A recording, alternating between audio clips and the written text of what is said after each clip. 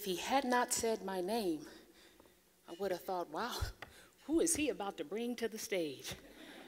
Sometimes I look back on it and it's kind of overwhelming. This has been months in the making. I had the opportunity to meet Kathy Emmons last July, and after I spoke, she said, you know, Dr. Sheri, you really have to come and speak at our event. And I merely looked in her face and I said, give me the date, I'll be there. I had no idea that my life was going to go through so much chaos. And I told her this morning I was up until about after 4 a.m. this morning. So I'm up before you with about 3 hours worth of sleep. But that's okay. I am running on sheer adrenaline because this room is filled with some gorgeous individuals. Individuals who give of themselves, their time, and are just concerned about their personal family, their community at large, and you're here to make a difference, and I'm honored that I could be in your presence. I just want to share just a little bit of my story on today, and I hope that I could just move one person to look beyond their current circumstances and see a life of fulfillment, happiness, and joy. If I can do that, then my purpose for today would have been fulfilled. My life was an ordinary one. I'm a physician, have been for 21 years, always wanted to be ever since I was 2 years old. I married very young, 1 week before I started my senior year of college. And no, I was not pregnant, just very stupid. And after 18 years, that marriage ended. I had 2 beautiful children after medical school, but what that meant was that at 40, I was now the single mother of 2 teenage children. My mom, in the last 3 years of her life, she was terminally ill, and my dad and I were her caretakers. I bought a large home to make everyone comfortable. I had to have separate bedrooms for my girls and a beautiful place to live because, after all, their parents were split. My mom needed a first-floor bedroom with nice big French doors to allow room for her oxygen concentrator, all of her oxygen tanks, and all of her extra little gadgets. And I even finished my basement so that my dad could have his man cave. And, you know, I had gotten to a point where I felt like everyone was comfortable and taken care of. But in my mom's last year of life, she was really suffering, and she was ready to die. And I was as ready as a child could be to let their mother go until October 1st, 2008. That's when I discovered a mass in my right breast, and it was cancer. A planned lumpectomy and sentinel node dissection turned into a partial mastectomy, a level 1 lymph node dissection where they removed 16 lymph nodes out of my right armpit, 3 of which were positive for cancer. It was an aggressive and fast-spreading tumor, and after just about 3 rounds of chemotherapy, I developed what we call classic textbook crushing chest pain. I knew I was either having a blood clot in my lungs or a heart attack, and naturally you can suspect. I want somebody to tell me, as a physician, what was the first thing I did? Chest pain. What was the first thing I did? Nitroglycerin. Well, if I had had some, I could have did that. But who's going to come and help me? What's that 3-digit number? 911. Right. That's a smart thing to do, guys. Here's a message. You have crushing chest pain. You're still awake to feel it. Dial 911. But I have to share with you, I wasn't very smart that moment. I didn't call. Instead, I went upstairs, pulled out my life insurance policy so that my ex could find it, and then I crawled into bed. And I said my prayers. I asked God to forgive me for everything that I had done wrong.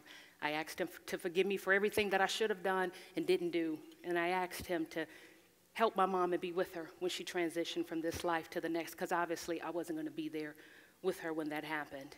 And somewhere through the pain and through the fog, I fell asleep. And much to my dismay, about 6 hours later, I woke up. I really thought that it was going to be over. And when I woke up, I was very angry because in that moment, I was tired. I was very tired. I subsequently was rushed to the hospital, and I was diagnosed with a congenital heart defect. Apparently, it's something that I was born with, but it was getting worse as I got older, and the chemotherapy just made it symptomatic sooner rather than later. See, we have 2 arteries that branch off of our hearts, the left coronary artery and the right coronary artery. Well, apparently, my right coronary artery decided not to play fair, and it branches off at a point where it's being squished between my pulmonary artery and my aorta. two very other significant arteries in the body. You sever any of those three, you'll bleed to death. So I had a team of cardiologists and cardiothoracic surgeons get together, and they deemed my condition inoperable because it was being 70% blocked just at rest. When I exercised, was under stress, or even undergoing chemo, the blockage was even worse. My cardiologist tried to put a stent in, but it was so bad it didn't fit. And so, as kind as he was, as intelligent as he has the most greatest bedside manner you could ever have for doctors rendering a diagnosis affecting your heart. He gave me a handful of medicines, and he wished me all the best. So now, at the age of 41, in a matter of a few weeks, I was facing an aggressive cancer. I was diagnosed with a potentially life-threatening cardiac defect, and my mom, my best friend, was in the end stages of her life. Now, exactly 4 weeks later, almost to the day, my mom died. This was a woman who, in her lifetime, stole my heart. I went on to complete 12 more rounds of chemotherapy for a total of 15. I was so excited to finish my chemo that I threw myself a post-chemo, pre-radiation celebration. Yeah, I was all nice and bald in a nice pink outfit, but chemo was over. So I went on to finish 33 more treatments of radiation. And I realized that since it was not likely that I was going to die in the immediate future, I might as well just get myself together and get this thing over with. This is me pictured here in all my baldness with my dad. My 33 treatments of radiation were very difficult. I only missed 3 days of work out of an entire 10 months of treatment. The majority of individuals that I worked with never even knew that I had been diagnosed. People around me had no idea what the toll of losing half my right breast, my mom, my marriage, and even my hair was having on my psyche. And the few people that did know really didn't know what to do or say. But that was all right, because I was going to move past this, share my story on a need-to-know basis, and get on with my life. But in the summer of 2010, two significant events occurred. The first of which, I participated in my first Susan G. Komen 3-day event in Chicago. The love and compassion that I felt as a survivor was indescribable. I was surrounded by thousands of people who shared the same goal as me, and that's a world without breast cancer. But just a few weeks later, another life-changing event occurred. Lymphedema set in. Your lymph nodes are part of your immune system. They help control infection, inflammation, and swelling. And because they had removed 16 lymph nodes during surgery, and I received such intense radiation treatment, all of the lymph nodes in my right armpit were completely destroyed. It left me with colossal swelling of my right arm, hand, and fingers. Now the swelling had left me incapable of performing the clinical aspects of my job. The job that I've wanted ever since I was 2. The job that I had spent my life studying, training, and practicing as. And to add insult to injury, my boss at the time pulled me into his office and he said, "Sheri, a physician who is not clinically capable is of no value to me." Now, I know. My mom was born in Sheri, Mississippi. My dad, Luxor, Arkansas. Now, I was born and raised in Chicago, but I was reared very much in the Southern way. And one thing I have learned, that if you want to get told all quick and in a hurry with words that Webster himself could not define, let a Southern person do it. My Lord, they would tell you off, walk away, and it'll take you a whole minute before you realize, wait a minute, she just told me off. And I wish I could tell you that that's what I did with my boss, but I didn't. Because when he said what he said, I was crushed. Because now, at the age of 42, after all of that suffering, I now had no value. I went on to complete 4 months of daily physical therapy. I was terminated from that executive management position I held, from an organization that I thought I would one day retire. And now, after 4 months of treatment, I was relegated to wearing compression garments 24/7 as my only treatment option. I know many of you saw me in here and you thought I was trying to pull a Michael Jackson, didn't you?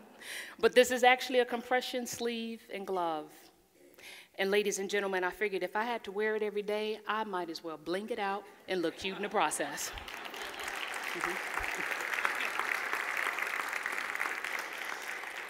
But now, because of the swelling and because of I had to wear the garment, I was considered disabled from my clinical job.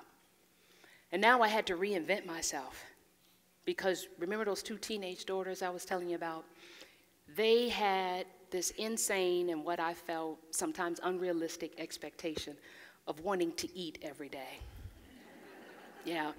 So after careful consideration of what I still had rather than what I lost, I decided that I would spend the remainder of my lifetime sharing my story, sharing my life, and fighting to bring an end to this disease. I had no idea how that was going to translate into food on the table, but it was one of the few things in life that brought me sheer joy.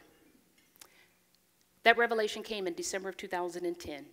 In January of 2011, Susan G. Komen put out a call looking for a new national spokesperson. They sent an email to everyone who had participated in the 3-day from 2007 up until that point of registrations in January 2011. And because I had participated in my first Komen 3-day event just 4 months prior, I was included in that call. And the subject line merely said, could you be the next national spokesperson for the Susan G. Komen 3-day? And after hundreds of applications, they had their new national spokesperson. I love this position. It affords me the opportunity to educate tens of thousands of women and men all across the country about their breast health and how they too can join in the fight to end breast cancer. It also is an opportunity for me to get on stage and lose my mind. Our project manager for the 3-day says he loves watching me on stage. He said it's quite entertaining. I have several moments. He said there are times when I kind of do some James Brown moves, and I'm kind of wondering what I look like doing that. But these he likes to affectionately call my Tina Turner and my Patti LaBelle movements. And someone happened to lovely catch them on camera for us. You know, I got to the point where, you know, that Nimrodic boss of mine actually helped me to realize that my value was not found in what I do, but my value is found in whose I am. And I am a child of God with a great plan for my life. And I will live that plan out. As a physician and patient, I have a new perspective on life. See, I realize that we need to take charge of our physical, emotional, and spiritual well-being. We take care of others, but somehow we lose sight of ourselves, or we think we are invincible to the negative consequences of constant stress that's never appropriately addressed. I've got some key learning points that I want to share with you. I want you to take a step today, no matter how small, to break the patterns of your past. I want you to refuse to live in fear and in a state of indecision. And I want you to put setbacks behind you. Because if you're not careful, you'll soon feel unworthy, hopeless, and even condemned. And you have to remember that you are not a failure because you try something and it doesn't work out. You, my love, fell only when you stopped trying. Now, admittedly, I got to a point where I wanted to die. I did. I don't ever leave that out of my story. But when I woke up and got some sense, like literally woke up, wasn't expecting to, I realized that I had to step up to the plate, even though I was afraid of striking out. And because I did, my life is now filled with so many blessings. Sometimes I cannot even comprehend it all. I want you guys to realize that there comes a time in your life when you have to make a decision. Don't stay where you are. You may be afraid to, but really your state of indecision is a decision in and of itself. After my diagnosis, I realized that I had spent the first half of my life merely existing. But since my diagnosis, I have chosen to live. And for me, to live means to love myself and others, to inspire those around me, to voice my dreams and ambitions, and to enjoy life. I live every day, and as a result, I will live behind a legacy that will hopefully help others journey down a path that is not nearly as harsh, not nearly as long, and hopefully not as painful. I want you to make up in your mind that you're going to be bold in your living after today. And you're going to be bold because you're going to be willing to take action. I want you to keep in mind that when you take action, I want you to take action for you. See, we do it for other people. But when we do it for ourselves, when we take a minute, we feel guilty. We start thinking about all the work that's going to be waiting for us when we get back from vacation before we ever even leave. And if we sit still for more than 5 minutes, we feel like we're wasting time. The reality is God never intended for us to live an overwhelmed life. He meant for us to live a life that's abundant and full of joy. I want you to give abundantly. And I'm not just talking about of your money. I'm talking about of your time, your presence, your smile, and your touch. As a physician, I did that all the time. But I learned that when I became overcommitted, it became very robotic for me. And I lost sight of the reciprocity of giving and receiving. I want you to slow down to the point where you realize that the smile you give someone could very well be the last smile they see. And then I want you to live in the present and hope in your future.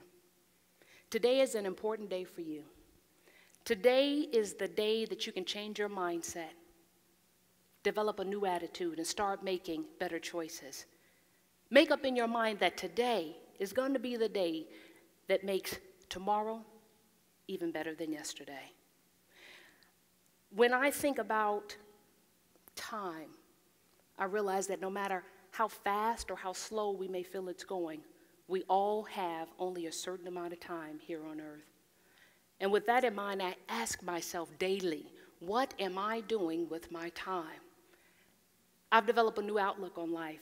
I've developed a new way of looking ahead to the new vision in life and having a renewed faith and trust. I've learned that joy is not about having all of your circumstances in order or even under control. Joy comes from what's in your heart. And contentment, it's not about being well known or fame. It's not about how much money you have, how much education you have, what side of the block you were born on. Contentment is a heart attitude. The word content means being satisfied, where nothing disturbs you no matter what's going on, but not to the point that you never want any change.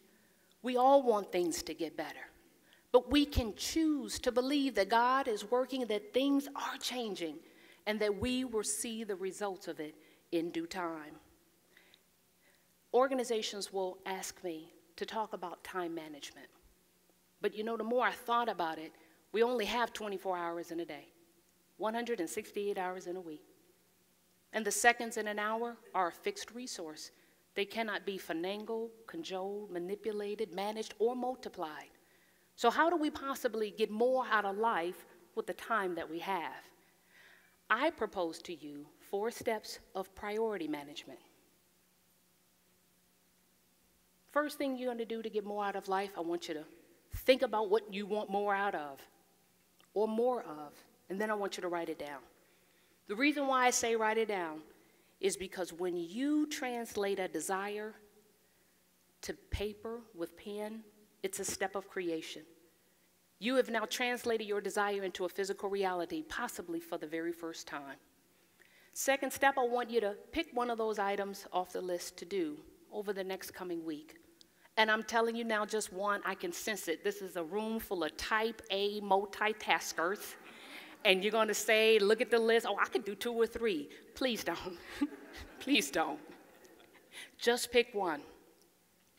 Third step, I want you to make it a priority.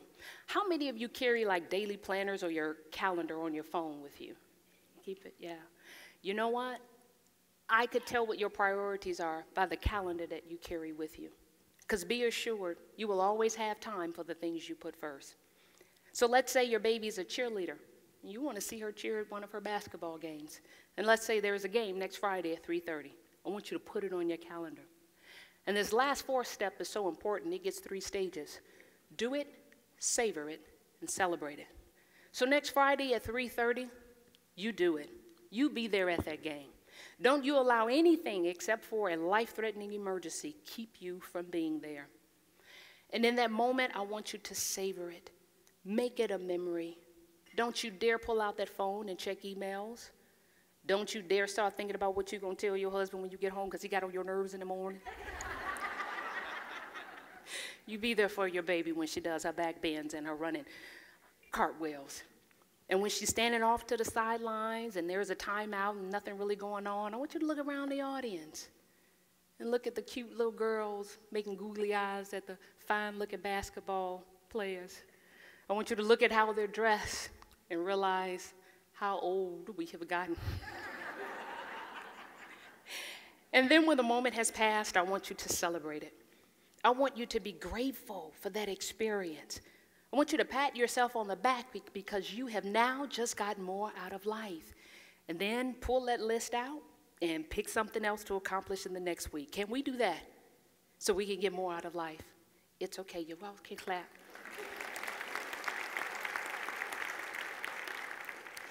You know, I have found that a lot of times we don't get more out of life because to do what I just told you to do requires change. And change takes us out of our comfort zone. Even when change is good, it's different.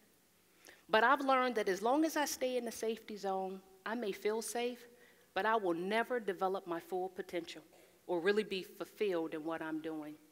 I've learned that you have to step out and find out because you can either be pitiful or powerful, but not both. Let me tell you about a story, and some of you may have heard this before. It's about a donkey. Donkey falls over into a well. It's a dry well. Farmer realizes that the donkey's in a well. Donkey is wailing. Farmer goes out, pulls his friends together, try to figure out how they're going to get this donkey out of this well. They decide that it's going to take too much time and too much money to get him out. So the well needed to be closed up anyway. So everybody grabbed shovels and began to heap dirt into the well.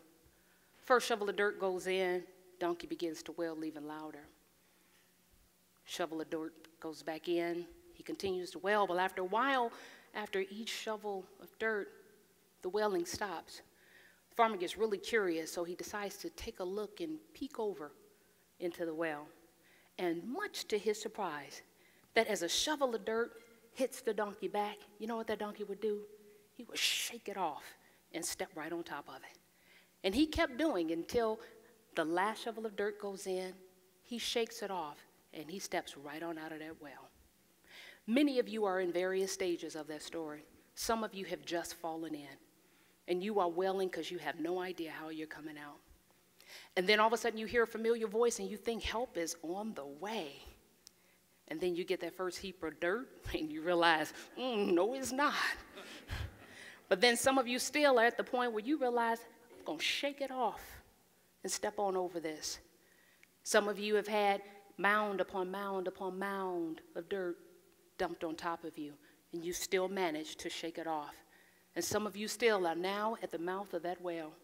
You have come through and surpassed insurmountable challenges. And now, all you need to do is to step out into your victory.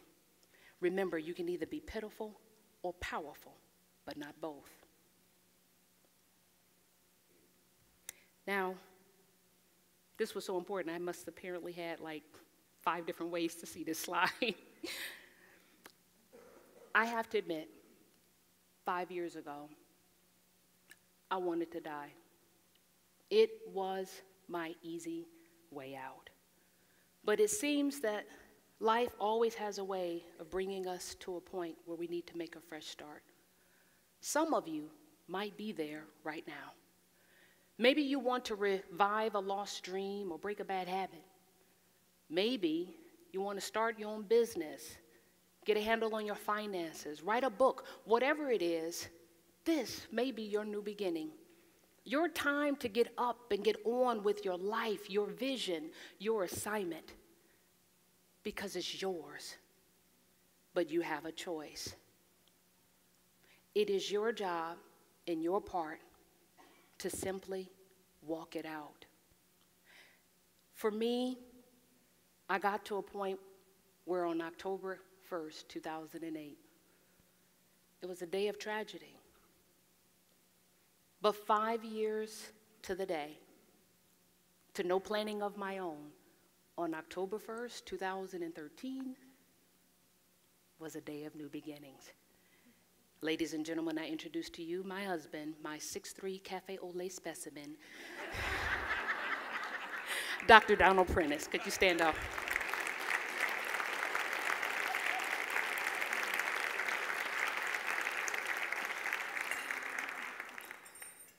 No matter what you're going through right now, I want you to remember, I want you to do what you have to do. It may not be easy, and it may take some time, but I want you to have faith and go for whatever it is. This is your time, and I want you to look from the place where you are right now and simply go. There are moments in your life that make you, that shape the course of who you're going to be. Sometimes they're little, subtle moments.